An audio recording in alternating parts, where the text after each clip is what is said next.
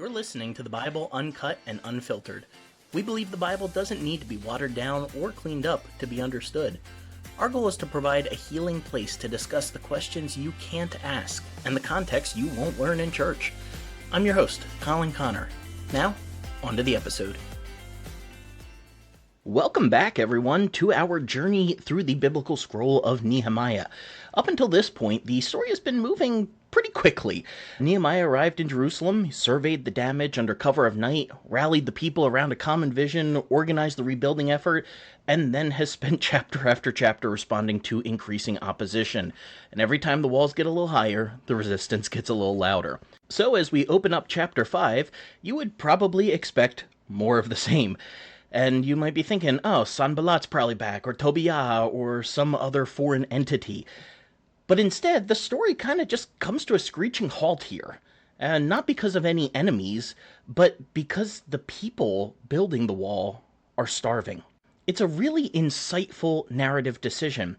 Because if you have ever been part of a church, nonprofit, political movement, really any kind of organization with a larger mission, you may have come across people with this mindset of just don't lose sight of the vision. That was super common in the Baptist circles that I used to be a part of. We used to have a Vision Sunday every single year, usually in January, that would lay out the vision for the church through the year. We had banners made up with some catchy little slogan for the church. And it was this idea to always keep the mission first. And sometimes that's good advice. I mean, it's good to have goals and not just be wandering around aimlessly as an organization. But many organizations often have a tendency to become so consumed with their mission that they forget the people carrying them out. The project itself becomes sacred, and the individual's expendable. And if you've spent time in ministry, you have probably experienced that, where we can't slow down just because of a few complaints. Well, that's definitely the attitude I experienced in my time ministering in church. Nehemiah, though, does something unexpected. And like I mentioned at the end of last week, this is going to be the best portrayal of Nehemiah we get through the entire book. I'm actually kind of floored by the decisions that he makes. It doesn't seem entirely consistent with some of his sketchier decisions in the scroll. But we want to give credit where credit is due. And Nehemiah definitely deserves some this chapter, because he stops the work. He realizes that the wall can wait. The people can't. That alone should force us to rethink a lot of what passes for biblical leadership today. Healthy leaders understand that projects exist for people. People do not exist for projects. If your ministry succeeds while the people inside it are being crushed, something has gone terribly wrong. Nehemiah understands that, at least here in this chapter. And that's one of the reasons why this chapter shines so brightly in a book where I've often found him to be a morally complicated character at best. But this chapter isn't just about compassionate leadership. It's also one of the most politically charged passages in the entire scroll. And if you came from any kind of similar fundamentalist or evangelical circles to what I did, you might just be shocked by how punk Nehemiah gets this chapter. Let's talk about it. Let's start off reading chapter 5 here. And there was a great cry of the people and of their wives against their brothers the Judeans. For there were that said, we, our sons and our daughters, are many. That's why we take up corn for them, that we may eat and live. Some also there were that said, we have mortgaged our lands, our vineyards, our houses, that we could buy corn because of this famine. There were also those who said, we have borrowed money from the king's tribute, and that on our own lands and vineyards. Yet now our flesh is as the flesh of our brothers. Our children as their children. And look, we bring into bondage our own sons and daughters to be servants. Some of our daughters are brought into servitude already. Neither is it in our power to redeem them, for the other men have our lands and our vineyards. And I was very angry when I heard their cry and these words. Then I consulted with myself, and I rebuked the nobles and the rulers, and said to them, you exact interest, every one of his brother. And I set a great assembly against them. And I said to them, we after our ability have redeemed our brothers the Judeans, which were sold to the heathen. And will you even sell your own brothers? Or will they be sold to us? Then they held their peace and found nothing to answer. I also said, it's not good what you're doing. Shouldn't you walk in the fear of God because of the reproach of the heathen, our enemies?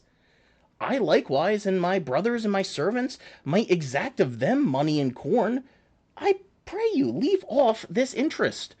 Restore, I pray you, to them, even this day, their lands, their vineyards, their olive yards, their houses, also the 100th part of the money, and the corn, the wine, the oil, all of it that you exact of them. Then they said, we will restore them, and will require nothing of them, so we will do as you said. Then I called the priests, and took an oath of them, that they should do according to this promise. I even shook my lap, and said, so God shake out every man from his house and from his labor that performs not this promise, even so will he be shaken out and emptied. And all the congregation said, Amen, and praised Yahweh. And the people did according to this promise. All right, we'll stop there. That's the first 13 verses. That's most of the chapter, but it's all kind of a coherent unit there, so I want to make sure we get that all in. Right off the bat, my first thought with all of these complaints coming to Nehemiah this chapter is that it seems very reminiscent of several stories of Moses dealing with complaints of the people. And we've talked before about Nehemiah and Ezra and Zerubbabel being presented as new Moses and Joshua-like characters. I do want to problematize something a little bit here in this first verse, though, because it reads that there was a great cry of the people and of their wives. I think we've talked about before on the podcast where there's really no word in the Bible for wife or husband. It's just woman or man, and context usually dictates whether it would be just a woman in general or a wife, a man in general, or a husband. So a lot of times I would argue it's actually just as well to leave off the husband-wife language because the idea of marriage back then was so different from what we have today. So this is saying that there were people complaining and there were women complaining. And the word for people there is not the normal Hebrew word for males. It is just a word for people. So I feel a little disturbed by the fact that we have one group called people and then another group called the women. It's like they have been separated out from the label of people. And that should be jarring to us as modern readers. Ancient Israel was a deeply patriarchal society, and Scripture does not pretend otherwise, clean that up, hide it, or even change it. Now, that being said, I want to be fair and acknowledge that I don't think the phrase was meant to diminish the women. I think it was just the language of the culture at the time. No one would have thought twice about it back then, for good or for ill, whatever you want to think of that. Rather, I think the point was actually to show the severity of the complaints, that it wasn't just the household leaders, but also the women as well, who were bringing this public protest. And notice that they are not protesting against the empire over them, the enemies around them, but their fellow Judeans. For 4 chapters, we have been conditioned to expect outside enemies, and yet all of those threats, they haven't materialized at all. They've all seemed to be bark with no bite. And here, the most real, the most visceral, the most dangerous threat has actually come from wealthy members of their own covenant community. That's worth sitting with for a minute. Some of the deepest wounds that religious communities experience don't come from persecution, especially here in America. As much as modern evangelicals and fundamentalists like to have a persecution complex where they are always on somebody's imagined hit list, we don't really have much of that problem, at least not yet at this point in history. What a lot of churches do deal with, though, is issues from within, exploitation of members of the community amongst each other. And so this complaint that the people bring unfolds in several stages. And it begins when some say, we have many children, sons and daughters, and we need food to survive. Now, if you're reading verse 2 in Hebrew, the word we actually comes after our sons and daughters, which isn't great English. So most English translations smooth it out and put we first. They say we and our sons and our daughters. In English, we wouldn't say our sons and our daughters and we. Now, some people might say us, but technically not proper grammar. So I like how there are a couple English versions, like the Net Bible, the New English translation, that try to preserve something of the original Hebrew word order. So instead of just smoothing out into polished English, a version like that reads, with our sons and daughters, we are many. And that might sound a little awkward, but you can hear the emphasis that way.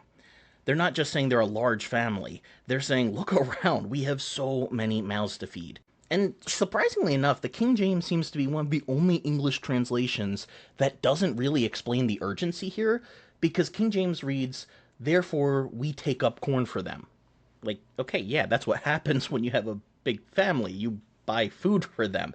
But the actual thrust of the verb is cohortative, which for all of the non-grammar nerds out there means it's going to have this let us idea to it. So they're saying let us take green, or some translations will even say we need grain. So it's not just saying a statement of our kids are hungry, so we get grain, as the King James seems to put it. It's more we need food and we don't have it available. What are we going to do about this? And it's really hard not to hear echoes of another famous story from Israel's history here. Can you possibly think of where my mind might be going? That's a dangerous question, you never know. But if you were thinking the Joseph narrative in Genesis, you get a gold star. Because in that story, famine drove the families into increasingly desperate decisions. That's very much what we have going on here.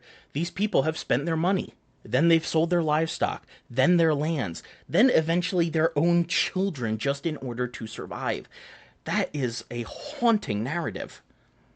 And that's when others jump in and say, we have even mortgaged our fields and our vineyards and our houses to buy grain because of the famine. Now, mortgaging land in the ancient world was not simply taking out a 30-year refinance with a bank. Your land wasn't an investment. It was your inheritance. It was your family's place within God's covenant promise. Land represented your identity, your security, your future generations. There was no nearby apartment complex that you could move into if everything didn't work out. So losing it meant far more than just losing property. It meant watching your family's legacy in Israel slowly disappear. And if you couldn't repay the debt, you couldn't exactly just go bankrupt. You would often lose yourself as well.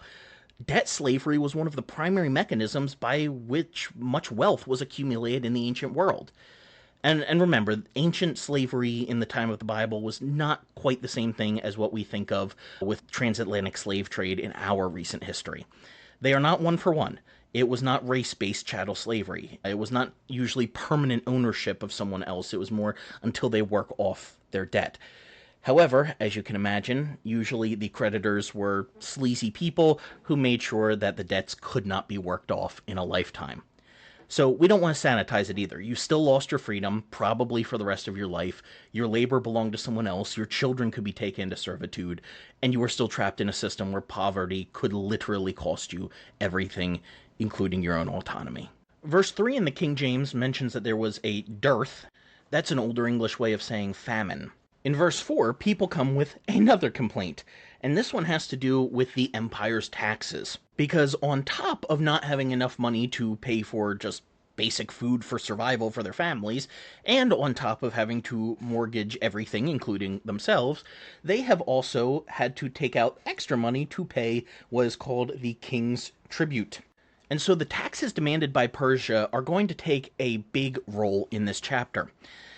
We know from documents like the Elephantine papyri that we've mentioned before, and other Persian period records, that heavy taxation, land transfers, loans, debt disputes, everything from this chapter were just everyday realities through the empire. You know, not too many people read ancient documents, aside from basically the Bible, maybe the Iliad or Odyssey at some point, and so it can be tempting to think that it's just epic stories like that that have carried on from history. But most of what we have discovered through archaeology is not that kind of writing.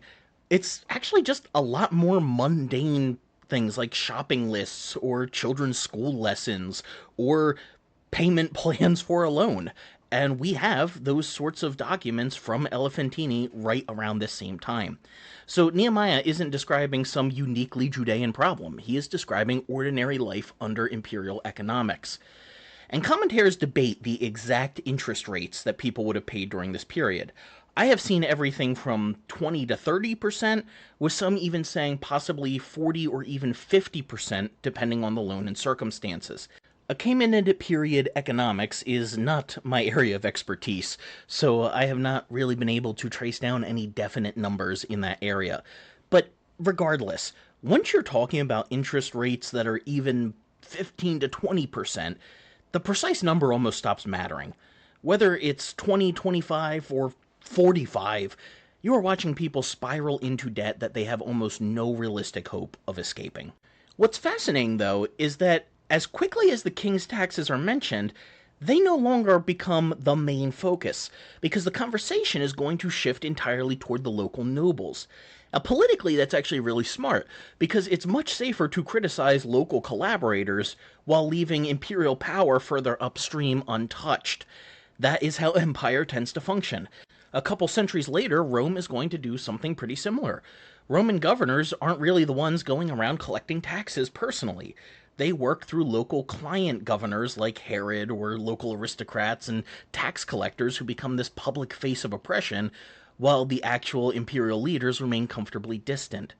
Local elites absorb the anger while imperial systems continue humming along unnoticed. That's how Persia's functioning here. And that brings up a question that I don't think this scroll ever fully answers. Is Nehemiah solving oppression here, or is he just making oppression survivable? I don't mean that as an unnecessary criticism of Nehemiah. I mean, he's doing good work in this chapter. I just bring it up as an observation about the limits of his office. He is the governor of Judah, not the emperor of Persia. He can confront corrupt local nobles. He can relieve suffering to a degree. He can reduce exploitation. But interestingly enough, he never challenges the imperial machine itself. And I don't know, maybe he couldn't. Maybe that would have meant immediate removal or execution.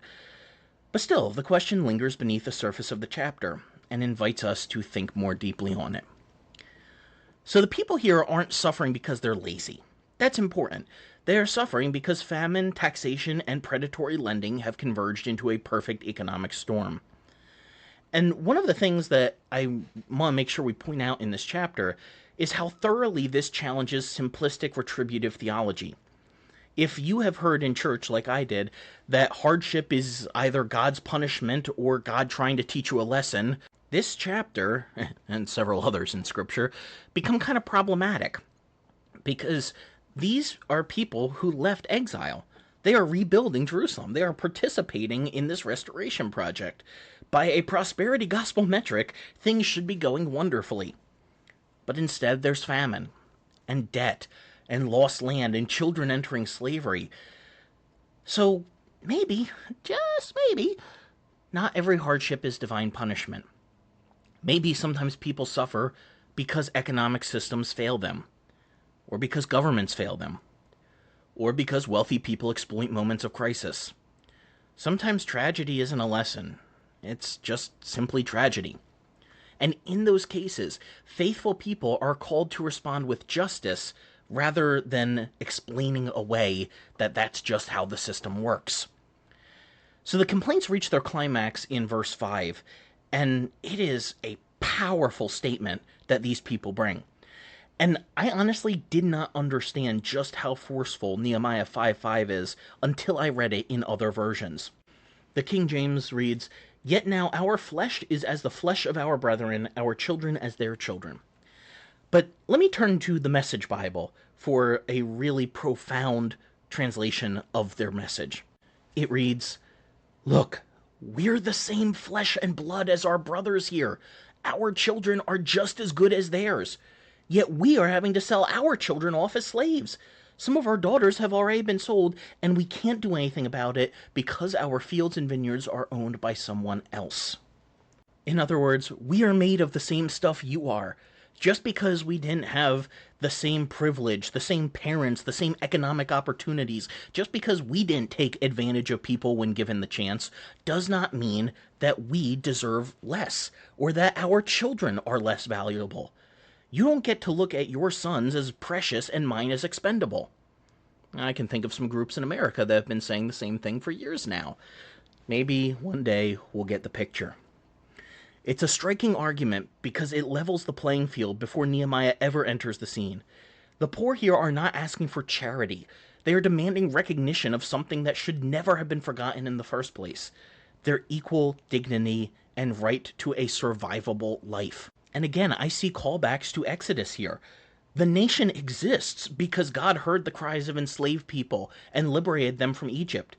Yet here we are, centuries upon centuries later, basically a millennia after all that, and the Judeans are selling fellow Judeans into slavery. The names have changed. Pharaoh is now your rich neighbor down the street. But somehow God's redeemed people have managed to recreate a system where the vulnerable are once again losing their freedom. The system doesn't change, even when the oppressor does. And as the Bible is wont to do, that should make us very uncomfortable. It's one thing to condemn Egypt. That feels distant. Feels like we can sit on a high horse and say how wrong they are. It's much harder to recognize the ways that we unconsciously rebuild ancient Pharaoh's Egypt once we're the ones with power. And the people here definitely knew better. Leviticus 25:39 commanded the Israelites not to keep Jewish slaves. In Ezra's part of the scroll, and then again a few chapters from now in Nehemiah, we read that Ezra brought out the Torah and read it to the people. So they heard that. They heard that this practice was wrong, but now they're doing it anyway. Similarly, and this is something you definitely won't hear preached in most churches today, the law also forbade charging interest on loans taken out because it is far too often predatory. There aren't too many people who are taking out loans just in order to make more money. Now, sure, you get the occasional entrepreneur who wants to start a business, but a lot of times if someone is taking out a loan, that means that they don't have that money themselves to be able to survive and do whatever else they need to do. A lot of times it's paying off debts, fixing the house, buying a new wagon so that you can transport your fruits to the market, whatever it might be. So interest is really saying, you need money, so let me make sure you need money even more by taking more from you than I'm giving. I'm really not giving you anything other than more time to need to pay more money. God saw that as predatory. And so there have been traditions all throughout Jewish history that forbade charging interest on loans. Now, to be fair, there has been debate amongst Torah scholars of whether that just applied to other Jewish people or to all people, but either way, the precedent is there in Scripture. And so this chapter is not meant to be preached simply as being about generosity. If you have extra money, help people. I mean, certainly that's part of the application. But if we reduce this just to personal generosity and throwing a few bucks in the Salvation Army bucket, we've missed the scale of the problem. This is a systemic crisis. We have famine, imperial taxation, debt, land consolidation, predatory lending, debt slavery. Each of these things is building on and compounding one another. The people aren't here asking for a handout because they've made poor financial decisions. They are trapped inside an economic structure that rewards those who already have, while steadily stripping everyone else of the means to recover. Sound familiar? Every generation seems convinced its economic problems are unprecedented. But human beings have been finding creative ways to funnel wealth upward for thousands of years. The technology changes and the legal paperwork changes and the rhetoric changes, but the temptation remains remarkably consistent. So verse 6 finally brings Nehemiah into the conversation. And he is furious. I became very angry when I heard their outcry and these words. And honestly, good. This is one of those rare moments where I don't feel like I need to qualify what Nehemiah is saying. Throughout this series, we have watched him make decisions that I find ethically complicated, and that's only going to happen more so as the story goes on. Sometimes, though, he is remarkably wise. Sometimes he's vindictive. Sometimes he's disturbingly authoritarian. But in this chapter, he's really politically brilliant. He's exactly right. If hearing about families losing their land, losing their children, and watching the wealthy profit from inequality doesn't make you angry, something has gone numb inside you. Now, in church, there are emotions that we often inherently treat as sinful, anger usually being near the top of that list. But Scripture paints a much more complicated picture, as does psychology. We know that emotions themselves are not sinful, they are not harmful, they are not dangerous, they are not things to be feared. How we handle them can be good or bad, but anger itself is not automatically virtuous, and certainly it's not automatically destructive. Sometimes it's just the appropriate emotional response to injustice. So the question isn't, are you doing right or wrong by being angry? It's, what are you being angry about? And what is your anger going to serve? Does it serve your ego, or does it serve your neighbor? See, in this case, Nehemiah's anger moves him toward confrontation on behalf of the vulnerable, not toward self-protection. That's an important distinction.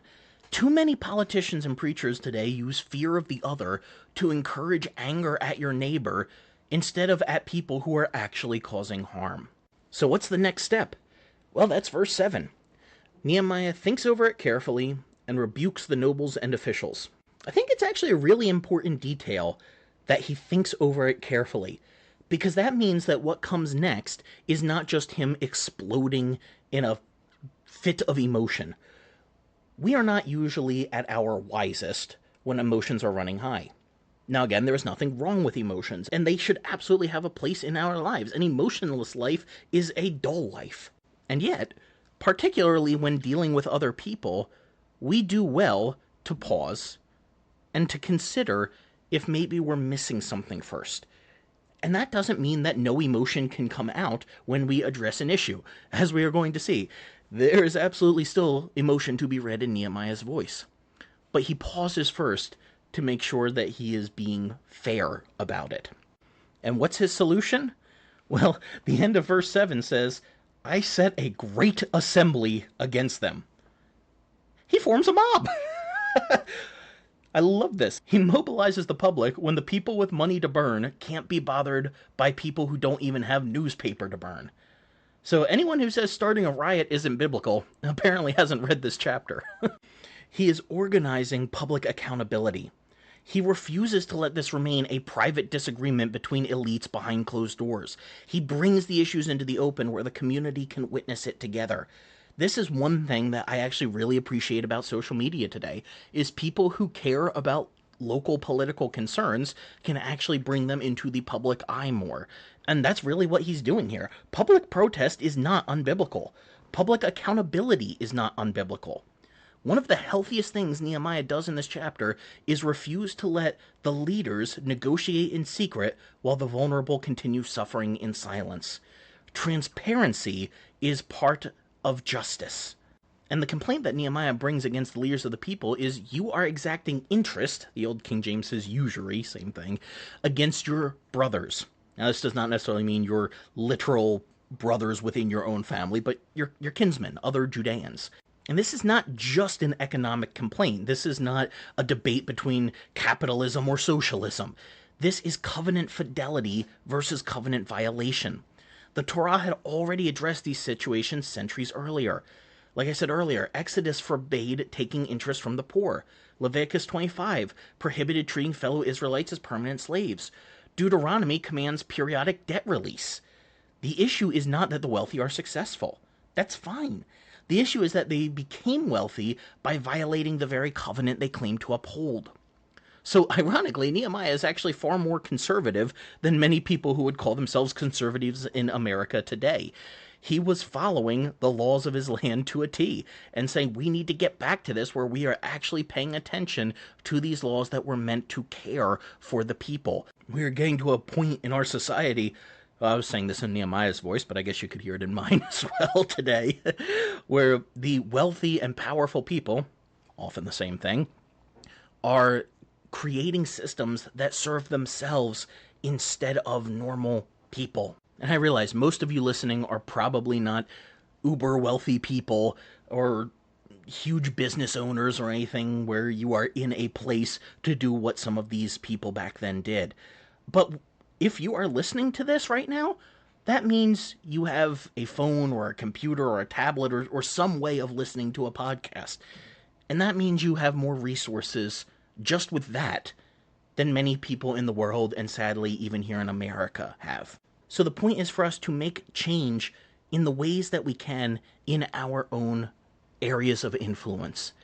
That's one of the reasons why this podcast will never be put behind any kind of paywall. I will stop doing it before then. Because while I am certainly not independently wealthy, I am able to sustain a relatively normal life and take a little bit of extra time to podcast and share this message with other people. That should not be paywalled. Just because I have had the privilege of being able to get a little more education on these biblical matters does not mean that I should then profit off of it. I know different people will disagree with me on that, but I firmly believe if you are going to have Christian kingdom ethics, we should be open sourcing as much as possible. And that's why we do the podcast the way that we do. It's one of the few ways I can use my resources to benefit people who don't have the same access. Verse 8 adds in a little detail that we were previously unaware of, because Nehemiah tells the leaders, "We, after our ability, have redeemed our brothers the Judeans, which were sold to the heathen." And we haven't heard about that before. That's pretty cool. He's saying that he and some others have already spent their own resources redeeming fellow Judeans from slavery amongst the surrounding peoples. And if that's really what happened, that's one of the coolest things Nehemiah does in this book. You can understand then why he would be so angry that some members of the community are paying money to free enslaved Judeans from foreign owners, while other Judeans are creating new slaves at home. One hand is trying to heal the wound while the other keeps reopening it. So his frustration makes perfect sense. He's saying your prosperity cannot be built on someone else's desperation. So he continues by pointing out the absurdity of this situation, and he records that the nobles have no response, just that they stay silent. I do want to make one side note here before we move into the next verse, and that's the use of the word heathen here in the King James and a couple other versions, where he says that we have bought our fellow Judeans back from the heathen. Now, that word really just means Gentile, non-Jew, someone from the nations around. The word carries all kinds of baggage to us today that is not necessarily in the original Hebrew.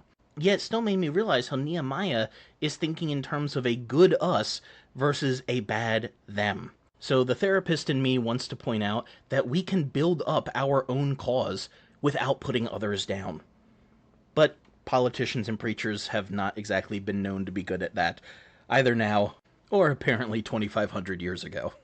So may we remember today, communities become healthier when they're able to celebrate their own identity without needing an enemy to justify it. Nehemiah, though, doesn't just stop with this accusation. He moves immediately into moral framing. And verse 9 is where the tone of the chapter shifts from protest into something that feels more like a courtroom. Because he addresses them and says, "It is not good what you are doing." I find that really fascinating because that is one of the rare places in the Hebrew Bible where ethical judgment is stated so bluntly without nuance or hedging.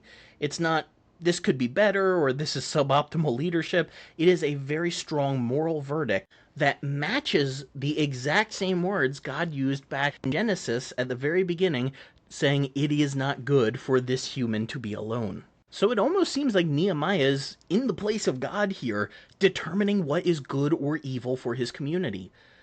But since what he said does actually match Torah and genuine human flourishing, perhaps it was appropriate here.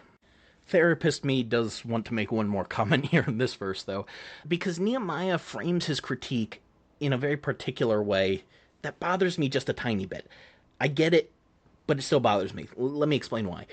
He says, "Shouldn't you be walking in the fear of our God because of the reproach of the heathen, our enemies?" So he appeals to the fear of our God, but he also appeals to external reputation. The reproach of our Gentile enemies functions as a pressure point. Shame is a very powerful motivator, but it is not the best one. Saying you shouldn't take advantage of the poor in your town because it'll look bad to the people the next state over is not as good as saying treat people well because human dignity. But unfortunately, the richest and most powerful people in a community never get that way by caring about other people. And they often only respond to their own self-interests. So I don't necessarily blame him for what he's saying here. I think he's just trying to get their attention in language that they will understand. They are not going to be moved by this is the right thing to do. They might be moved by realizing that their social standing could go down in the community. Sometimes you have to leverage what is most important to people to get them to do the right thing. This might get some people really pissed off at me, but it honestly made me think about how the very popular Christian university, Bob Jones in South Carolina, only started allowing interracial dating in the year 2000, and that was only because they had been hurting from losing their tax-exempt status due to the ban. So unfortunately, hitting people where it hurts does not change their hearts, but it can at least make them act a little more human sometimes. Verse 10 continues Nehemiah's argument, but he shifts from accusation to self-disclosure. He says, I and my brothers and my men are also lending the people money and grain, but we're not charging interest. Now, several older English translations say might exact or might lend, but that doesn't actually get at the force. It's more of a we have been lending. That's the way the verb should be translated. So I think the King James translators were really trying to paint Nehemiah in a rosy picture here and say, well, we could do this if we wanted to. Now, that's not what the text says. He does acknowledge he was lending things out to people, but he was not charging interest. So that's the big problem he has here, is not the loan itself, but the predatory lending practices. So baked within our own sacred scriptures is the understanding that interest is predatory, and anyone who charges it is not to be trusted. So much for modern American Christians having biblical values, huh? Verse 11 is really fascinating. I want to pause on this for a second. He says, restore, I pray you, to them, even this day, their lands, their vineyards, their olive yards, their houses, and the 100th part of the money and of the corn, the wine and the oil that you exact of them. First, let's look at a little translation issue at the end of the verse, because when he said to give the 100th part of the money and of the corn, the wine, the oil, different translations are going to translate that differently, and you can get any variety of translations here, from Nehemiah demanding the creditors forgive 1/100th, so 1% of what they had lent out, a generic percentage, the interest itself, or some translations even suggest the whole loan. Personally, I think a generic percentage is probably the safest option to go with here. So he's just saying, give back some percent of this. In other words, if the loan was for, let's just make it easy in American money, $100,000, well, now the loan's for $90,000. That's all they have to pay back. Or if someone's feeling really generous, maybe they could make it a bigger percentage or something. You know, that's, I think, the idea that Nehemiah is getting at. Now, what's really fascinating here is the words that he adds in that were not a part of the people's complaints. Because Nehemiah says that anything that has been collateral, anything that has been lost because of a loan, anything other than money, give it back now. All of it. And he specifically adds in olive groves, wine, and oil. None of those three things were listed in the people's original complaints of what they had had to give up. Yet Nehemiah mentions them here. I think that means that not only should you make sure people have enough to survive off, they should also have enough to enjoy life. A livable baseline includes a few indulgences to make life hurt less. Don't begrudge the poor their vices. Modern American Christians with ears to hear, may you hear. Nehemiah is saying, we are all participating in this system, but there's a way to participate that does not exploit so much. The framing is not money itself is bad. The Bible never says money is the root of all evil, despite what many people think. It's that the love of money leads to many types of evil. It's not saying money is bad. It's that wealth that grows by feeding on someone else's crisis is incompatible with the identity you claim to have as a Judean, or if I can bring it into our modern day Christianity, a Christian. And Nehemiah doesn't just ask for you to stop hurting people and do better in the future. He is asking for restitution. It is biblical, then, to reverse what has already been done and pay back what has been taken. And this pushes against any reading of biblical justice that reduces it to a mere survival economics. The concern is not just don't let people starve. It's much closer to don't construct a society where only some people get to enjoy the goods of creation while others exist permanently on the edge of collapse. Or, to put in a more modern day register, dignity includes more than survival. And verse 12 shows the leader's response. We'll give it back, they said, and we will not demand anything more from them. We will do as you say. On the surface, that sounds like a clean resolution. The nobles agree, the system's corrected, justice is restored. But Nehemiah is not so naive, because he summons the priests and makes these people swear an oath before the priests. He doesn't just trust their verbal agreement alone. He knows that if you have taken advantage of people like this before, you are going to say whatever you think I want to hear to get me off your back. So he stages a public, religiously binding commitment before witnesses. That is very wise, because as Jesus said, it is harder for the rich to give up their wealth to be a part of God's kingdom economy than it is for a camel to fit through a sewing needle. So the prompt agreement from the nobles seems suspect at best. And some commentators have even suggested they only capitulated due to fear of Nehemiah's mob. So the presence of the priest becomes a no takesy backsies. The rich have to promise before the priests, i.e., God, that they will go through with it when the mob goes home. And Nehemiah has to get one last jab in at them with a symbolic gesture that's kind of startling. He shakes out the folds of his garment and says, "May God shake out every man who does not keep this promise."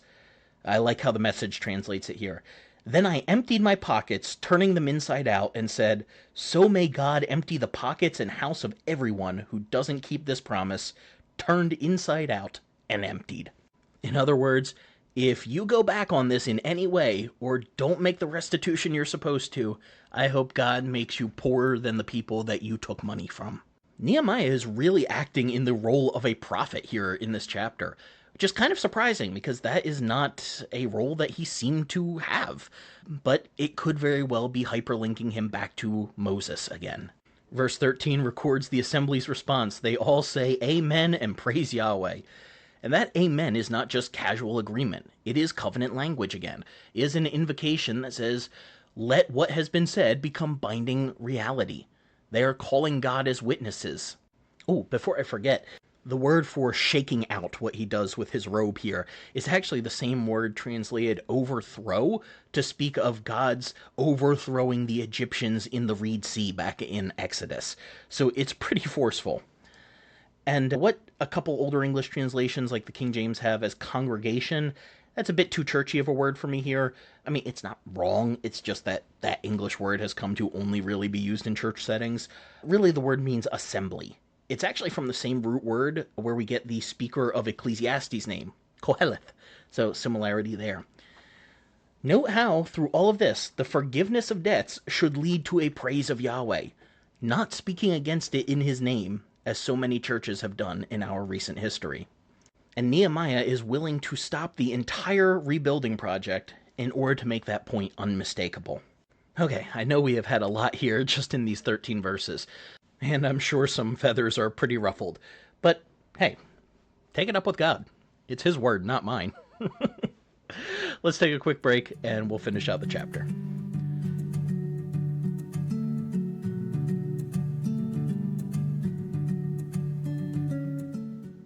Hey friends, hope you're enjoying listening to the episode so far. Just wanted to interrupt real fast to let you know about Theology Beer Camp coming up in October. It will be October 8th through the 10th in Kansas City, Missouri this fall. It is 3 days of theology nerd heaven. You have these awesome theology sessions, then you have time to just talk with other people who are figuring out their faith, and some fantastic drinks. And even if you are in the sober community, there is even an AA meeting and non-alcoholic options as well. It is a fantastic time. We have had so much fun the last couple years, and we are going to be one of the official God Pods again this year. So that means I have a special discount code that I get to share with you all here. Now, this is just for you all, dear listeners, because you mean so very much to me. So, out of the goodness of my heart, and definitely not because all of the God Pods got this, I have a discount code to share with you for 10% off your ticket price. If you head to theologybeer.camp, that is theologybeer.camp, when you go to buy your tickets, use the code GODPODS10, that is GODPODS10, GODPODS10, and you will get 10% off your order. I hope to see as many of you there as possible. Would love to get to meet some of you that I haven't been able to before.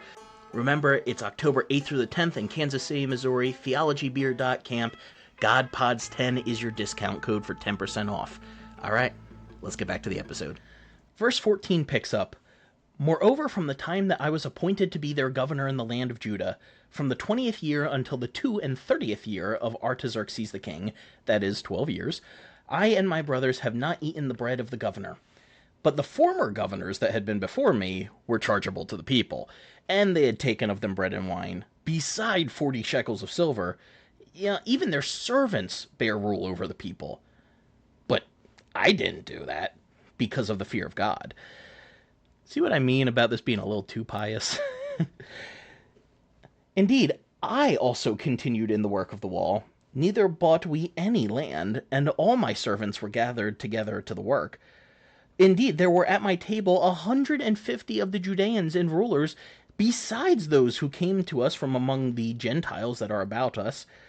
Now that which was prepared for me daily was 1 ox, 6 choice sheep, fowls were prepared for me, and once every 10 days' store of all sorts of wine. Yet for all of this I didn't require the bread of the governor, because the bondage was heavy upon the people. Think on me, my God, for good, according to all that I have done for this people. In this final section, Nehemiah's own economic practices come into view, along with the governor's table, which highlights his refusal to extract from the people. Verse 14 clues us in that Nehemiah had been governor for 12 years. As I've mentioned before, this book is not chronological, so that does not necessarily mean that 12 years have now taken place in the first 5 chapters. As we are going to see next time, there is mention in chapter 6 of the walls being completed, even though there was some talk of it previously as well. So this is more so just later on in the editing process, he comes along and says, okay, I've been here 12 years now, and I still haven't been taking anything from the people. And it seems that that bread of the governor was a food allotment paid for, not by Persia, but by taxing the people of the province. And Nehemiah is saying he didn't want to use his royal authority to live high off the taxes of the Judeans. Rather, he actually downscaled his administration costs in order to relieve the tax burdens of the people. These decisions are connected to the fear of the Lord, which is meant to compel the people to release others from slavery. No man is an island to himself. You are working to subdue creation alongside your fellow humans. Help them in their responsibilities. Verse 15 really sharpens the contrast because he throws the previous governors under the bus. He says, those who preceded me placed heavy burdens on the people and took 40 shekels of silver from them in addition to food and wine. King James says that they were chargeable unto the people. That does not begin to get at the force of the actual words in Hebrew. It literally reads that they had weighed heavily on the people. I came across a note in the Net Bible notes, which I usually actually really like, but it doesn't make a ton of sense to me here, because they are calling out in the second half of verse 15, where it says that the previous governors took bread and wine beside 40 shekels of silver. That word beside is the Hebrew word achar, and they say the Hebrew term achar is difficult here. It normally means after, but that makes no sense here.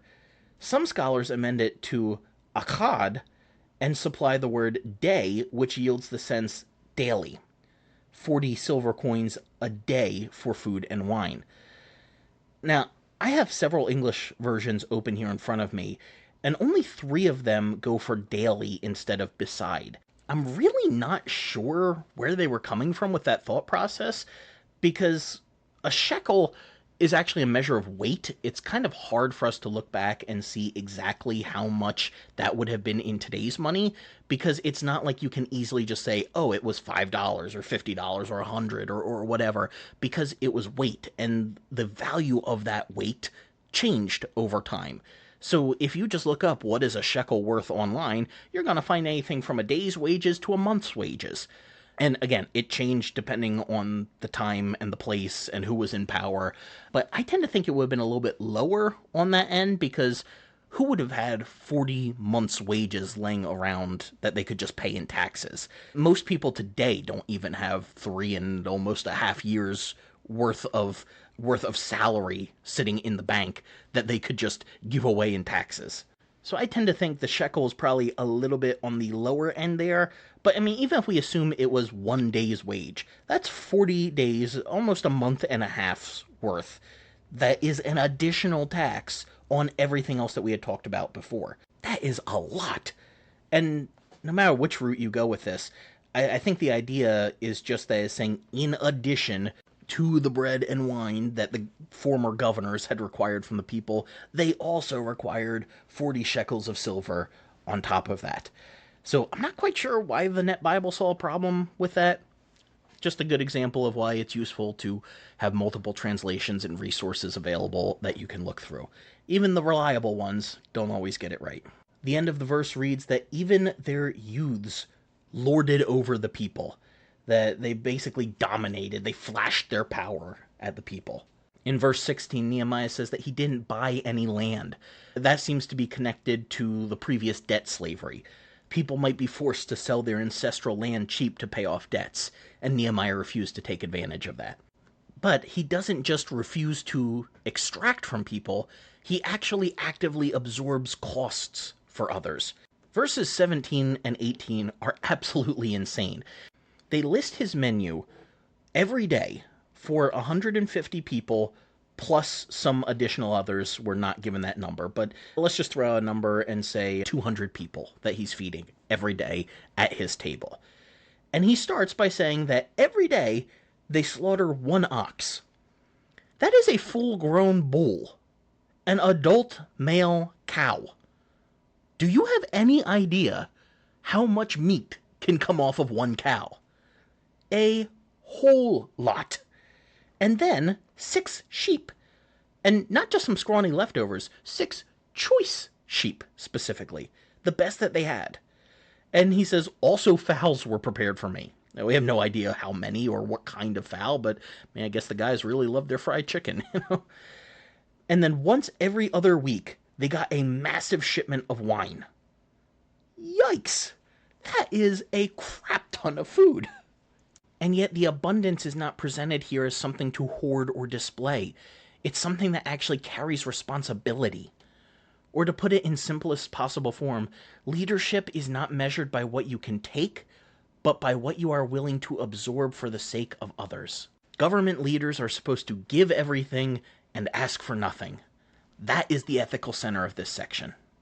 Nehemiah says he paid for the food for this roughly 200-ish people out of pocket every day. I mean, just imagine the Costco trip every day to get a cow, 6 sheep, a bunch of birds, and some wine. Do you get how expensive that could be? Abundance is never meant to be abused, but to be used to bless others. This is what true celebrity influence would look like. Nehemiah was someone who used that to advance the kingdom. He didn't leave out the nobodies. He didn't treat them as nobodies. He saw them as God saw them. And I really appreciate that about him here. Verse 19 you could read a couple different ways, where he closes it out by saying, "Think on me, my God, for good, according to all that I have done for this people." At first it can sound a little self-serving, and that would not be out of the realm of possibility for Nehemiah's character. Some have suggested, though, that Nehemiah might have been a eunuch since he served so closely in the court of the king back in Persia. If that is the case, he would have had no children, and therefore no memorial of offspring. So this prayer to God is a way of asking for a legacy to be kept for him, even if he did not have physical offspring himself. Ultimately, even if the prayer is a little self-promoting, I think it actually finds precedent in other ancient governance literature. Leaders frequently recorded their deeds as part of their legitimacy. There are plenty of other ancient texts where you have rulers recounting their deeds before the presence of a deity. The idea being that this is how they are kept honest on it, right? This is the official record for all of time. So it may have just been fitting Nehemiah's ancient context. Throughout this chapter, we have seen Nehemiah rebuke the nobles and correct his local system. But I want to remind you that Persia never really enters the moral courtroom. Which is why the question continues to hang over this chapter. Is Nehemiah solving oppression, or is he just making it more survivable? And again, I don't want to diminish what he does accomplish. People are fed, debts are addressed, land is returned, exploitation is restrained. That matters, and I actually really like that in this chapter. But it also forces us to recognize the limits of reform within constrained systems. Nehemiah cannot dismantle empire. He can only restrain its worst effects within his province. And sometimes that is still meaningful work. But it's not quite the same thing as liberation. What gets us on the path of liberation, though, is remembering that people matter more than projects. The mission can be interrupted if the people are having problems. That does not mean you've lost focus. It means that suffering cannot be subordinated to strategy. And that alone is a corrective to a lot of religious leadership culture that treats disruption as distraction. In this chapter, disruption has been the point. The interruption is the revelation. The crisis reveals what kind of community is actually being built. And Nehemiah 5 does not end with a utopia. It just ends with a moment of reform inside a fragile system. But it does end with a quiet awareness that systems don't easily change, and that even well-intentioned reformers operate within structures that are larger than they are. And that's why Nehemiah 5 is not the end of the story. It is a pause in the text that forces us to look directly at the question beneath all the others. What does being faithful to God and neighbor look like when the systems we live in are unjust? That tension does not resolve neatly in Nehemiah's day or in ours. But Nehemiah does give us some good starting points.